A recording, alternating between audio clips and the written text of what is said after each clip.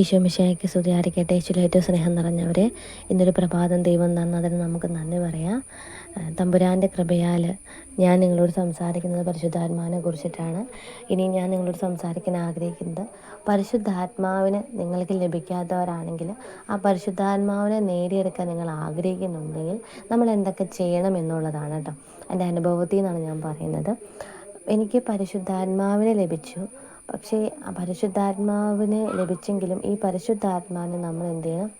നമ്മുടെ ശരീരം വിട്ടുപോകാതെ, നമ്മുടെ ആത്മാവ് വിട്ടുപോകാതെ നമ്മളതിനെ ജ്വലിപ്പിച്ച് നിർത്തണം. അപ്പോൾ എങ്കിൽ മാത്രമാണ് നമുക്ക് ശക്തിയോടുകൂടി മുന്നോട്ട് പോകാനായിട്ട് പറ്റത്തുള്ളൂ. Ave Maria. അപ്പോൾ ഞാൻ എൻ്റെ ലൈഫിൽ പരിശുദ്ധാത്മാവിനെ നേടിക്കഴിഞ്ഞു. പക്ഷെ ആ പരിശുദ്ധാത്മാവിനെ എനിക്ക് ജ്വലിപ്പിക്കണം. അപ്പോൾ അതിനായിട്ട് ഞാൻ എന്തൊക്കെ ചെയ്യണം എന്നുള്ളതാണ്. ആദ്യം തന്നെ ഈശോ എന്നോട് സംസാരിച്ചത്, നീ എന്താണെന്ന് നീ തന്നെ മനസ്സിലാക്കുക എന്നുള്ളതാണ്. നമ്മൾ പെർഫെക്റ്റ് അല്ല. അപ്പോൾ നമ്മൾ ആദ്യം പറയുന്നത്, ഞാൻ പെർഫെക്റ്റാണ്, അല്ല എനിക്കൊരു കുറവുമില്ല എന്നാണ് നമ്മൾ പലരും ചിന്തിക്കാറുള്ളത്, അല്ലേ? ഞാനൊരു തെറ്റും ചെയ്യുന്നില്ല. എത്ര പറഞ്ഞാലും നമ്മൾ എന്ത് ചെയ്യുന്നുണ്ട്? തെറ്റ് ചെയ്യുന്നുണ്ട്. അപ്പം നമ്മളുള്ള പാപങ്ങളെ നമ്മൾ കഴുകിക്കളയണം. അതിനായിട്ട് നമ്മളൊരു 50% പ്രയത്നിക്കുമ്പോൾ ബാക്കി 50% തമ്പുരാൻ പ്രയത്നിച്ചോളും. Praise the Lord, hallelujah. അപ്പം അതിനു വേണ്ടി നമ്മൾ പ്രയത്നിക്കുന്നുണ്ടെന്ന് കാണുമ്പോൾ തന്നെ ദൈവം നമ്മളെ സഹായിക്കും. നമുക്ക് പൂർണ്ണമായിട്ട്, നിങ്ങളിപ്പോൾ ദേഷ്യപ്പെടുന്ന ഒരാളാണെങ്കിൽ ആ ദേഷ്യത്തിൽ നിന്ന് നമുക്ക് പൂർണ്ണമായിട്ടുള്ള ഒരു വിടുതൽ ദൈവം തരും. ഹല്ലേലൂയ. പ്രിയപ്പെട്ടവരെ, ആദ്യം നമ്മൾ പരിശുദ്ധാത്മാവിൻ്റെ ഫലങ്ങൾ എന്തൊക്കെയാണെന്ന് മനസ്സിലാക്കാം. സ്നേഹം, ആനന്ദം, സമാധാനം, ക്ഷമ, ദയ, നന്മ, വിശ്വസ്തത, സൗമ്യത, ആത്മസംയമനം എന്നതാണ് പരിശുദ്ധാത്മാവിൻ്റെ ഫലങ്ങൾ. ഇനി ഈ സ്നേഹവും സമാധാനവും ഒക്കെ ഈ പരിശുദ്ധാത്മാവിൻ്റെ ഫലങ്ങൾ നമ്മിൽ വന്നു കഴിയുമ്പോൾ, പ്രിയപ്പെട്ടവരെ, നമുക്ക് പരിശുദ്ധാത്മാവ് കുറേ ദാനങ്ങൾ തരും. ആ ദാനങ്ങൾ 7 ഉണ്ട്. ആ 7 ദാനങ്ങൾ ഇവയാണ്: ജ്ഞാനം, ബുദ്ധി, വിവേകം, ധൈര്യം, അറിവ്, ദൈവഭക്തി, ദൈവഭയം. Praise the Lord. അപ്പം നമുക്ക് വേണ്ടത് എന്താണ്? നമുക്ക് ആവശ്യം എന്താണ്? ഈ 2 കാര്യങ്ങൾ, പരിശുദ്ധാത്മാവിൻ്റെ ഫലങ്ങളും പരിശുദ്ധാത്മാവിൻ്റെ ദാനങ്ങളുമാണ് നമുക്ക് വേണ്ടത്. അപ്പം നമ്മൾ ആത്മശോധന ചെയ്യുക. ഞാൻ എന്നിൽ എന്ത് മാറ്റമാണ് വരുത്തേണ്ടത്? പ്രിയപ്പെട്ടവരെ, ഞാൻ ഒരു ബുക്ക് എടുത്തിട്ട് ഇതിൽ കർത്താവിൻ്റെ 10 കൽപ്പനകൾ എഴുതി വെക്കുമായിരുന്നു. എഴുതി വെച്ചിട്ട് ഞാനിങ്ങനെ ഓരോന്നിങ്ങനെ എന്താണ് ചെയ്യേണ്ടതെന്നുള്ളത് ഓരോന്നിങ്ങനെ എടുത്തിട്ട്, ഇപ്പോൾ മാതാപിതാക്കളെ ബഹുമാനിക്കുക. അപ്പം ഞാൻ ആലോചിക്കും, ഞാൻ എൻ്റെ അപ്പനെയും അമ്മേനെയും വേദനിപ്പിക്കുന്നുണ്ടോ? ആ വേദനിപ്പിക്കുന്ന മേഖലകൾ ഏതൊക്കെയാണ്? അപ്പോൾ അതൊക്കെ സ്റ്റോപ്പ് ചെയ്യാനായിട്ട് ഞാൻ തുടങ്ങുമായിരുന്നു.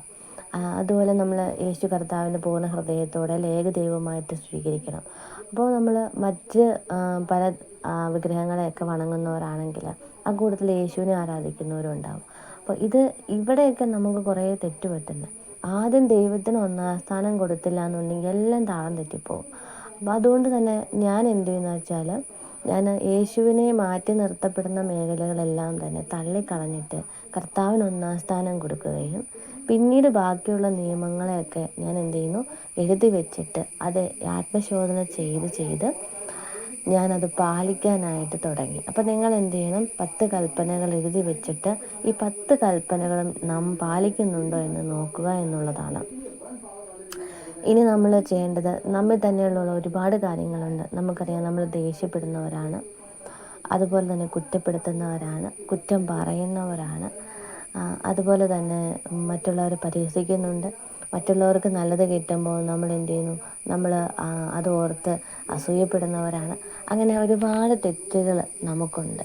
അപ്പോൾ ഇതൊക്കെ എന്ത് ചെയ്യുന്നു? നമ്മുടെ പരിശുദ്ധാത്മാവിൻ്റെ ഫലങ്ങളിൽ നിന്ന് നമ്മൾ പുറകോട്ട് വലിക്കുന്നു.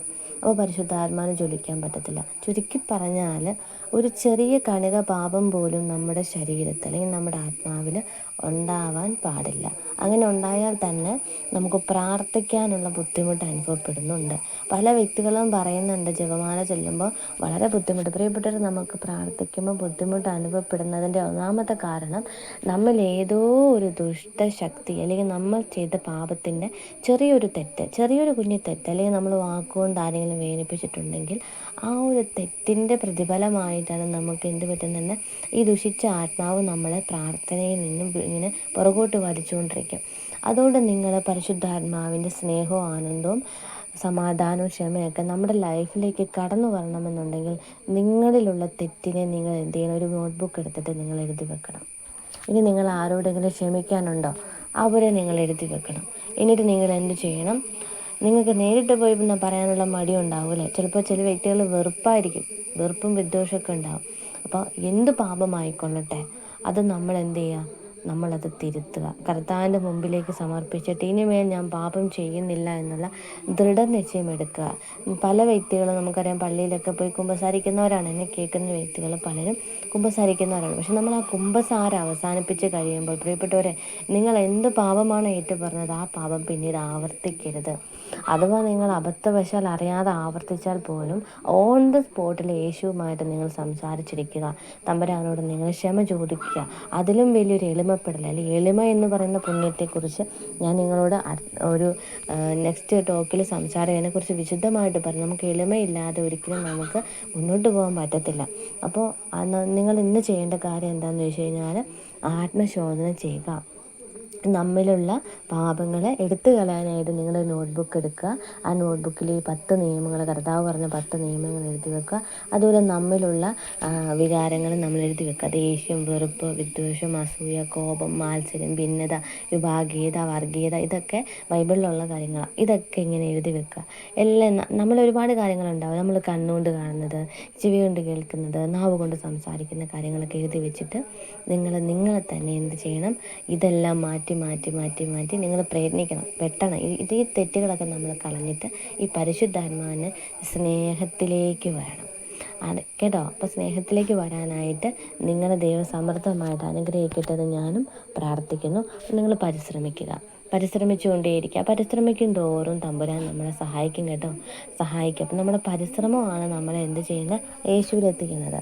അപ്പോൾ നിങ്ങൾ ശ്രമിക്കുക. ദൈവം നിങ്ങളെ സമൃദ്ധമായിട്ട് അനുഗ്രഹിക്കട്ടെ. ഇനിയുള്ള ദിവസങ്ങളിൽ നമുക്ക് കൂടുതലായിട്ട് സംസാരിക്കാം. കൂടുതൽ കാര്യങ്ങൾ ഞാൻ ദൈവവുമായിട്ടുള്ള ഒരുപാട് കാര്യങ്ങൾ നമുക്ക് ഷെയർ ചെയ്യാം.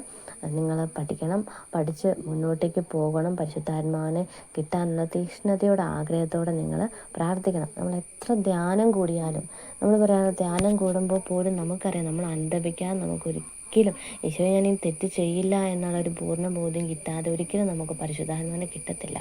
അപ്പം നിങ്ങൾ പരിശുദ്ധാത്മാവിനെ കിട്ടാനായിട്ട് തീക്ഷ്ണതയോടെ ശ്രമിക്കുക കേട്ടോ. അത് നമ്മൾ പ്രവൃത്തിയിലൂടെ ചെയ്യാൻ ശ്രമിക്കുക കേട്ടോ. ദൈവം അനുഗ്രഹിക്കട്ടെ.